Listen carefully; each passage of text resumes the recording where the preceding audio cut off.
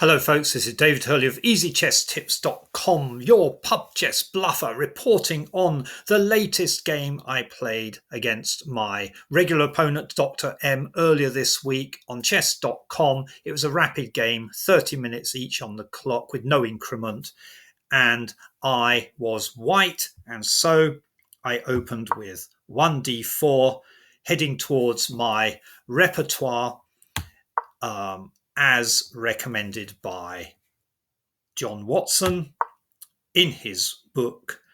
What's his book called?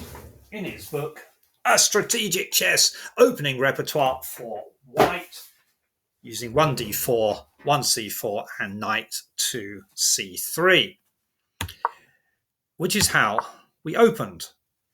And my opponent responded with the Slav defense and with an early knight to f6. Now, in the case of an early knight to f6, if I am following the repertoire as recommended by John Watson, if I remember to follow it, I would then play e3.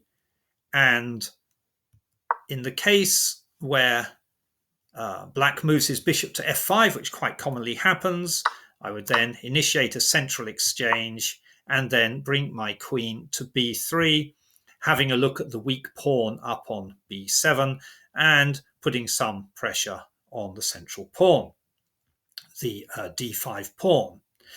However, I was in La La Land, I think, and I forgot all about the repertoire move, and I played knight to f3. Now, there's nothing wrong with knight to f3. It's a perfectly acceptable move. It's a book move. It just leads the game in a different direction. My opponent prepared to fianchetto the bishop, and I played a move which the engine happened to like, get my bishop outside of the pawn chain that I will construct in my next move, and have a look at this diagonal here.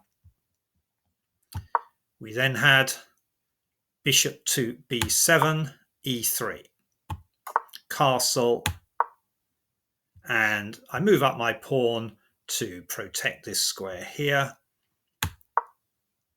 Now we have queen. The queen is looking, so instead of me doing that kind of move, the queen, it's the black who has a look at my weak pawn over here. I could simply have taken the pawn here in the middle, but I protected that pawn, a rather cautious move.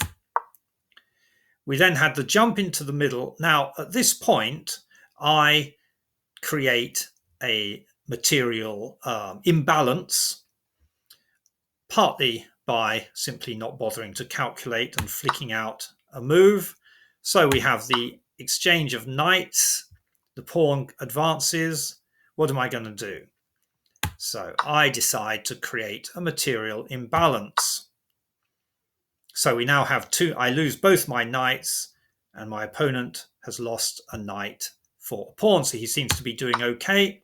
I grab the rook, and it forces the king into taking the bishop. So there is now a material imbalance. White apparently has a small advantage.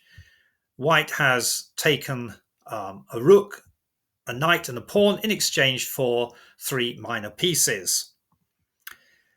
So that was fine as far as I was concerned. The computer on further analysis doesn't like it so much. This is a weak move. I'm not really sure what I was thinking of when I did that. I think I was just in dreamland. My opponent develops a piece. Now, this is the move I want to talk to you about today. So this is the kind of thing I guess an average kind of player playing in a pub over a beer might just do. Usher away the queen. That's the idea. Build a nice big pawn chain, usher away the queen, maybe even advance my pawn to grab some more space over on the queen side. It looks like a perfectly reasonable move, but the computer doesn't like it. And you'll see why in a moment. So my opponent misses a very big opportunity here. And my guess is in a pub chess context or a casual game where a couple of unrated players are playing, you could get away with this move much of the time. My opponent indeed moved his queen to c7, which is pretty much what I was expecting. And I feel quite happy with myself and grab that pawn. And the game proceeds from here. I go on to win the game. Afterwards, analysis showed that my opponent here, with this move, had missed a very big opportunity. So this is my move. It looks okay, but there's a fatal flaw. So what should black do now? If you pause the video at this point, have a look at the situation. What would you move as black? What would you do as black?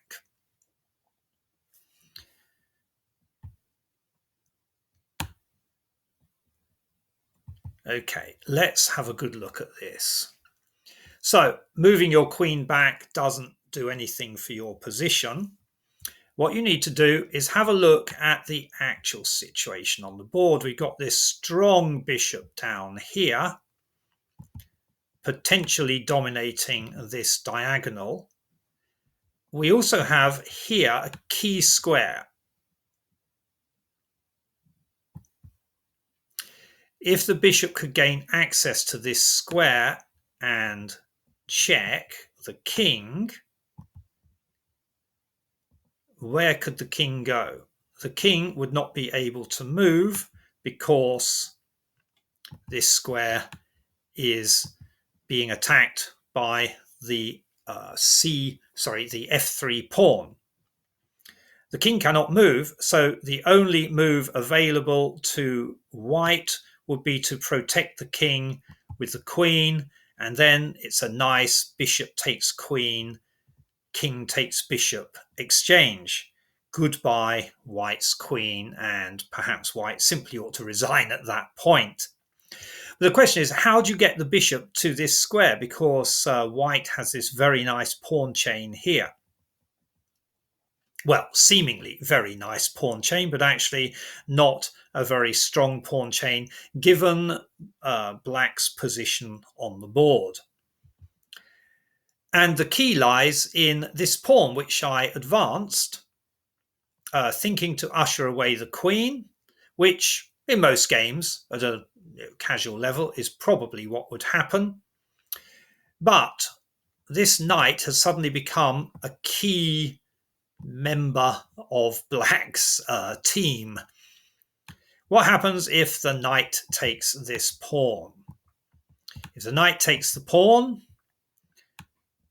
white would then take back perhaps, but at the very least would then lose the rook, so it'd be an unfavorable exchange. But even worse, if the pawn takes knight, bishop can now come into c3 and smash into white's position. So I'll remove all the ink from the board and play through that scenario.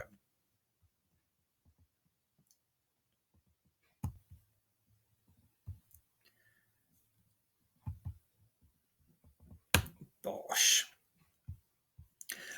Okay, so let's have a look at what black should have done. So my opponent moved his queen away. That posed no problems for me. You can see my position is getting better as a result of that move. And then when I take the pawn, does my position get better still? Not much. So black still has an advantage, but black has not taken advantage of the potential for black to get a decisive advantage here. So what black should do now is simply take that pawn. Then if white takes back, and white really had better not take back, if white takes back, then black gets this decisive advantage thanks to this advanced pawn here. You see what happens? The only way black can go, you can't move your king, can't move your king. So goodbye, queen. And the fact that black can take the queen with the bishop and give a check means that this pawn cannot, of course, take back. So there is no queen exchange. And so now, well, I guess black can just take this pawn here, or perhaps even better, take this pawn here and bust into white's position and avoid the loss of the queen. So that is what my opponent missed, and also that is what I missed in advancing my pawn to usher away the queen as I thought. So the moral of the story is look before you leap. Okay, I hope you enjoyed this video of a chess bluffer managing to bluff his way through without getting punished, although he should have been. That's all from me for today. David Hurley of EasyChessTips.com, your pub chess bluffer.